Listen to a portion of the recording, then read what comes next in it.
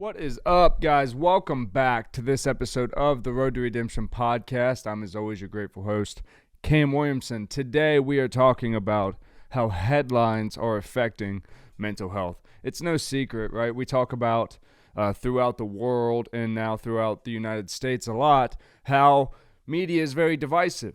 Even myself, I, for 4 years, have had a channel talking about my past life mistakes and the lessons I've learned from them.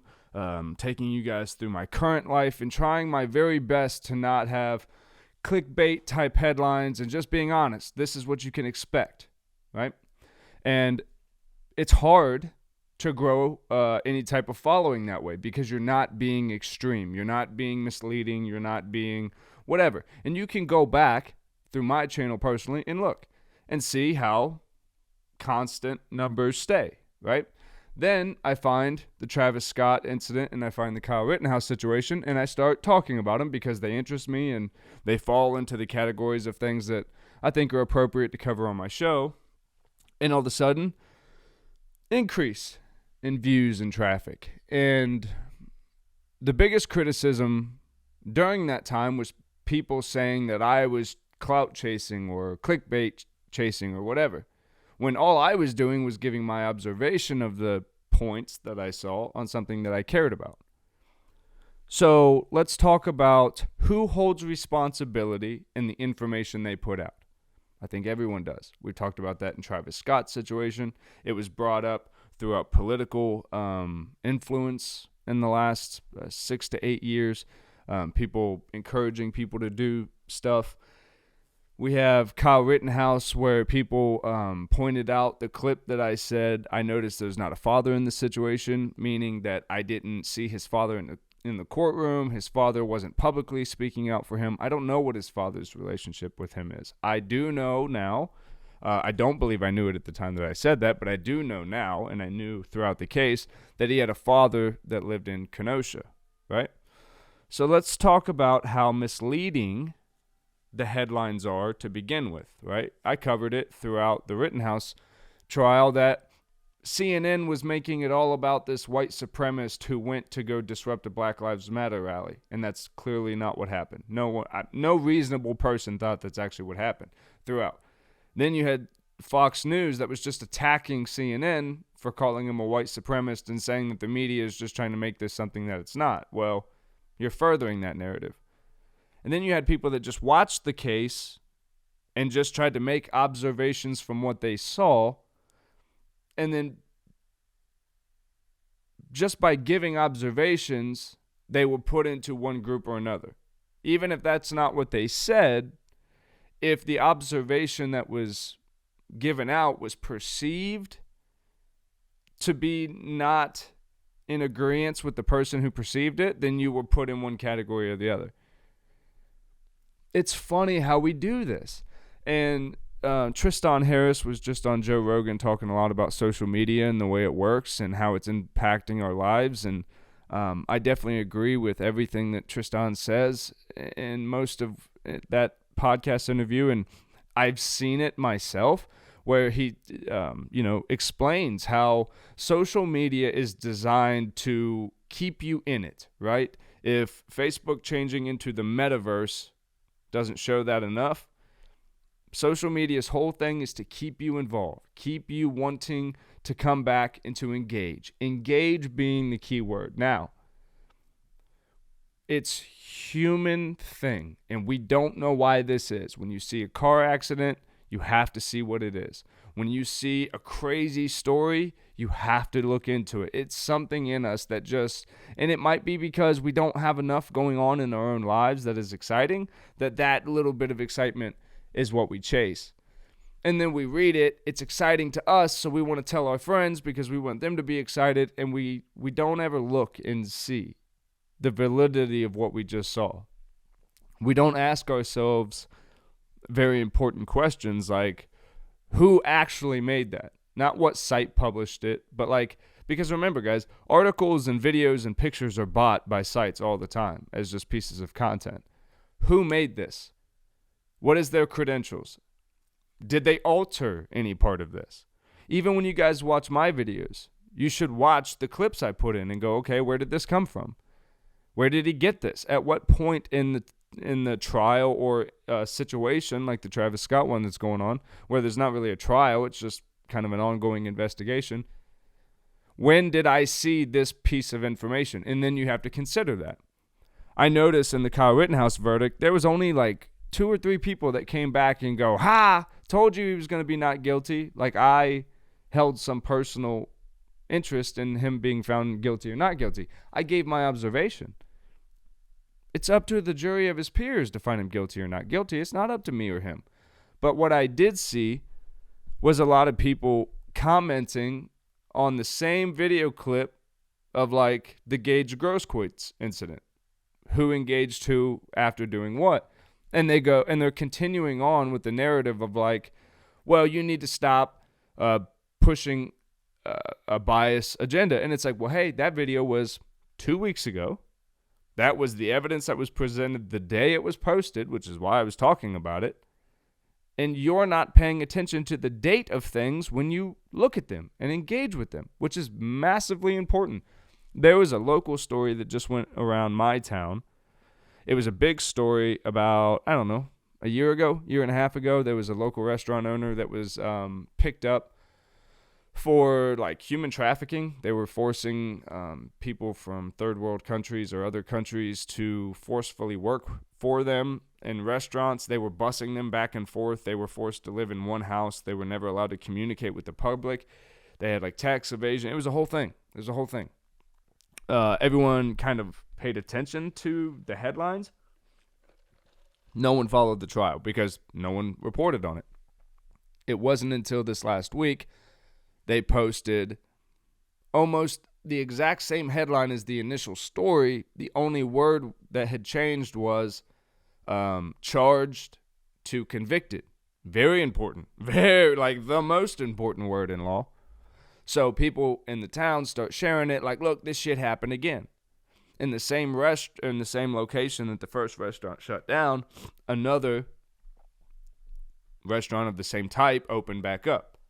So people immediately go, oh, look, it was them. They did it again. And there's this rally call that goes out to try to get this place shut down. But then people pay attention and they go, look, dummies, this article was talking about the case from last year. These same people were just convicted now, and the new people who are operating there now have nothing to do with anything. But look how quick we are to, oh look what I know. Let's do this. Let's take a call to action. Well, a lot of people forget that before you actually execute a call to action, there's a large phase that goes on. It's called the planning phase, where you do research and you investigate and you figure out what is going on here. What am I looking at? How do we hold media sources responsible for telling false narratives? Well, we've had, what is that? The World Inquirer, that one magazine that's like the top selling newspaper or magazine in all grocery stores, and it just clearly tells bullshit. Like, man gives birth for the first time to demon baby in Florida or something. Like, it's just so clearly insane. So we know that that's nonsense. And if you choose to buy it, you're just buying it for the fictional aspect of it. But then when we watch Fox News and CNN, who we clearly know are biased in one way or the other, we still regurgitate that, and we still think that it's okay to click share. Because Fox News at any point in time was seen as a credible journalism source or news source, you're essentially going, well, they're saying what I believe. Here it is. How lazy is that? You're saying you just openly agree with everything that was said during that. It's not more complicated than that. We hold the responsibility. What do you consume? How long have I been saying this? What do you give your attention to? Who is it? Who are you supporting? What are they saying? What calls to action are they possibly even insinuating at? Because guess what? That goes deep in your psyche. And when you're not even thinking about it while you're sleeping at night, it's living there going, ooh, you could be like that. That could make you more likable. Now, whether you choose to act on those and whether you give a shit, whether you're liked by others or not, that's up to you and your actions. But I'm saying if you're watching stuff, you're interested in it, you care about it for some reason, but that doesn't mean you have to look at it in a biased way. You could just give your observation and be willing to receive observation. That's what makes communication. That's what makes free speech so important. But we've gotten into a place in time where we use sources for credit sometimes, and then we discredit them ourselves other times, and we go to them when we still want information because we don't want to look for it ourselves the hard way. I think over the years, news sources have done such a good job at making contacts throughout the world and with different resources and sources and whatever. They get the scoops faster, so they're reporting on things quicker than the American people can, because most American people aren't sitting at their jobs going through today's local courthouse records, seeing who got locked up for what, or what federal crimes, who's being indicted on what. People don't have the time for that. It's always been they wait for the morning paper. Oh, shit, did you see so-and-so's being indicted on federal charges? No, I didn't know. That's crazy.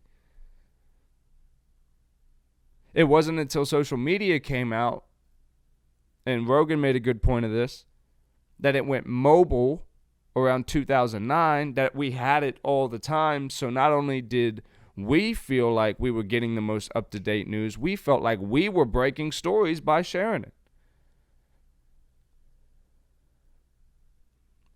In the same way that media sources never go back and retract statements once they put them out, like calling Rittenhouse a white supremacist or many thousands of other narratives that have been painted, they don't come back later and go, oh, well, that wasn't true. Oh, well, that didn't happen. And then people also, sometimes they'll go back and delete posts, but sometimes they'll just double down. And then that comes down to our mental health and our ego. And like, why do we double down on shit that just doesn't make sense? I've had people literally like try to fight me, like threaten to fight me because of like shit that's going on in the last couple of weeks. And it makes me laugh because it's the same energy that I see from the internet trolls that are like, well, you're a fucking coward and you're blah, blah, blah. And they use the same words that I use to articulate my point. They try to use them against me, and then when they run out of words in their own personal dictionary, they just go, well, I would fight you and I'd win. And you go, okay. They're toughen. And again, people forget that I have an entire channel talking about the reason I do this is for people like that. People that are so broken and they allow themselves to be influenced like I was, which is the whole reason I speak on it, because I don't want other people to put themselves in situations to either look stupid, act stupid, or potentially do something stupid and affect everyone's life around them for something so dumb and selfish. And again, you always consider the source. It's easier to not engage in heated debate when you look at things from the source's perspective. Why would they maybe be saying this? Why would they be acting like this? Why is all this emotion coming from them right now at this point in time? And then you go, okay. And you can't start with a thing of what is liberal or this fucking right wing and this conservative fucking asshole, whatever. You can't start with that. This is a human being. This is what they're projecting. What is that? Or this is a news source and this is what they're projecting. Why? How could they possibly benefit in that way? You start to learn things about human beings when human beings project anger and shit on you. You realize it's really nothing to do with what's going on, it's usually they are so caught up in their own self, in their own situation and what's going on. They've run out of any other people to lash at, so they take to social media and you fucking suck and this and that. And we act like we care about shit when we don't. Because if you cared about it, you'd actually put in the investigative work to figure out what the real situation was. You wouldn't just take people's secondhand opinions or hearsay about it and go, oh, this is what it is. So just like the jury has a responsibility in every case, each individual juror has their responsibility of due diligence. I think we have to just adopt that responsibility and go, when I take in information, it's my responsibility when I put it out, if I choose to, that I've considered the sources to the best of my ability. I'm not asking everyone to become a fucking PI here.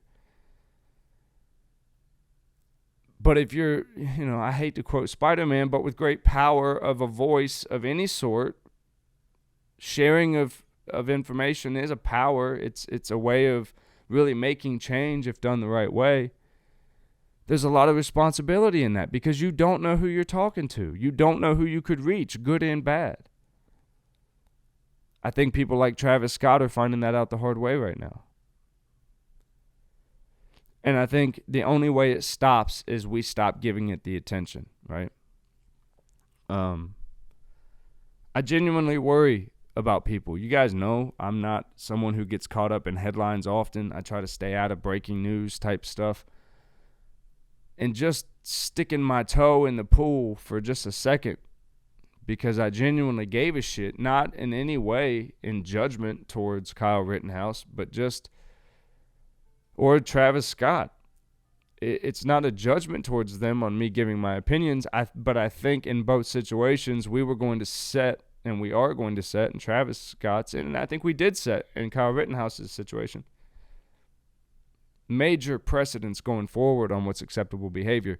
Now, they're doing big things on social media to try to change it. Then you toe the line between what's freedom of expression and what should be censored on social media, and you get into censorship, and that's a whole different conversation.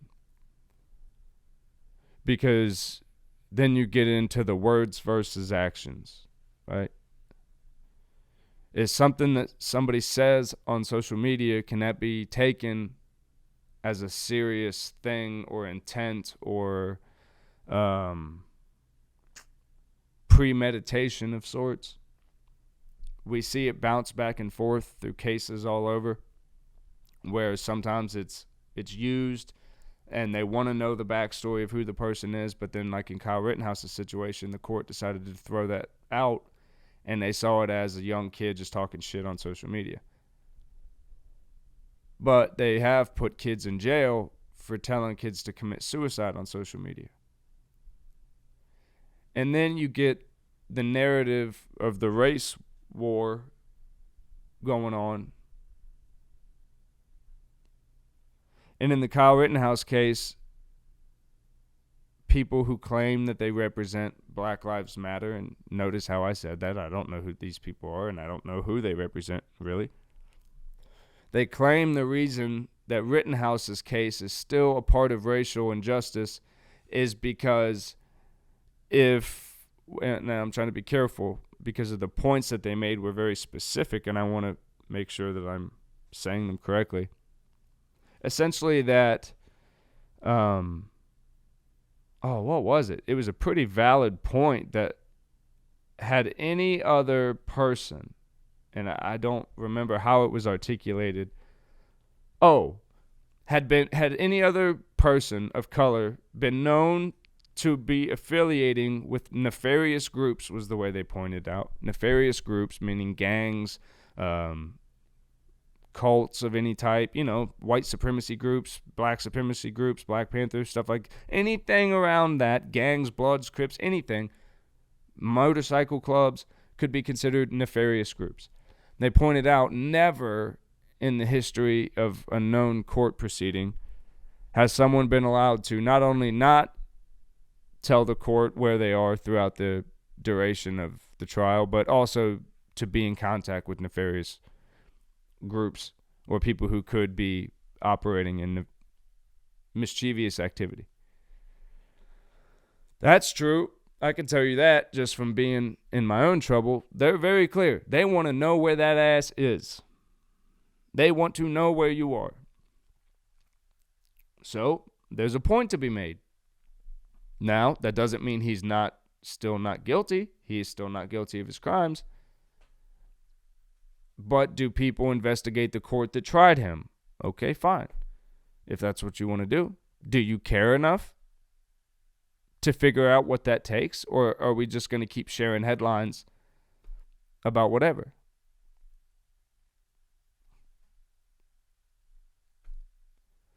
I just never think it's a good thing for us to ever try to engage in activity that tears another person down.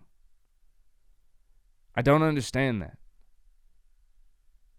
You can look at someone's actions and deem those actions irresponsible without saying, fuck that person deserves to die, or you can observe situations and go, they might be a little off there. They have some good points, but they might be off there. That seems a bit extreme. You can make those judgments as a human, but we don't. And then we blame the stories we shared for sharing misinformation, but we don't take any responsibility. Just like we don't want to take responsibility when we say shit online in the heat of a moment that maybe later could be used against you in a court of law. We don't take shit into account that if we take guns places, people might feel ways about that. And we don't take into account that there's genuinely people in this world that don't want to hurt one another, have no interest in harming one another physically, emotionally, spiritually, in any way.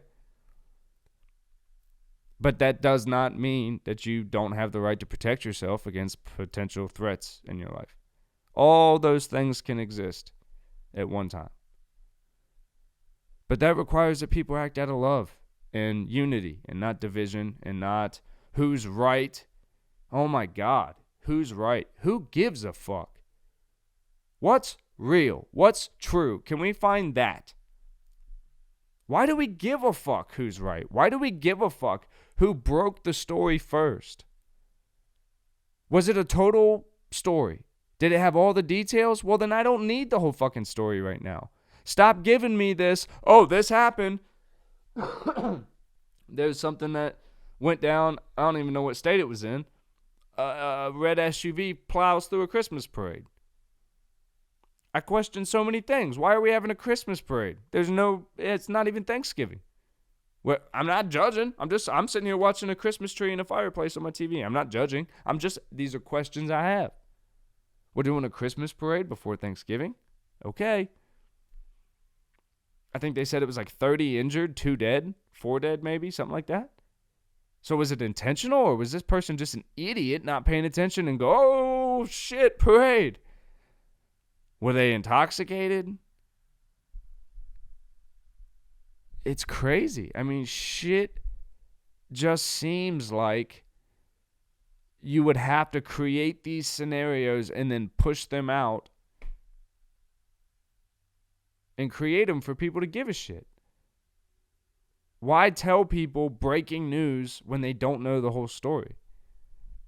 You're going to tell the public about an isolated incident that they can't do anything about, and you're admitting you don't have all the details, but stay with us while we run all of our commercials and other stories that people have paid us to run. Stay with us, hang tight until we get more information.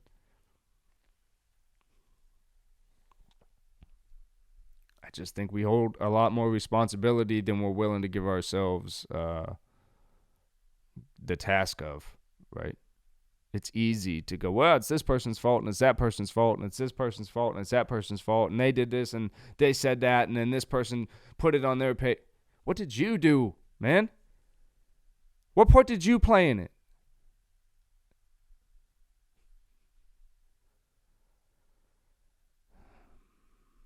I think the day we do that, the book Extreme Ownership by Jocko Willink could do a lot of people good these days.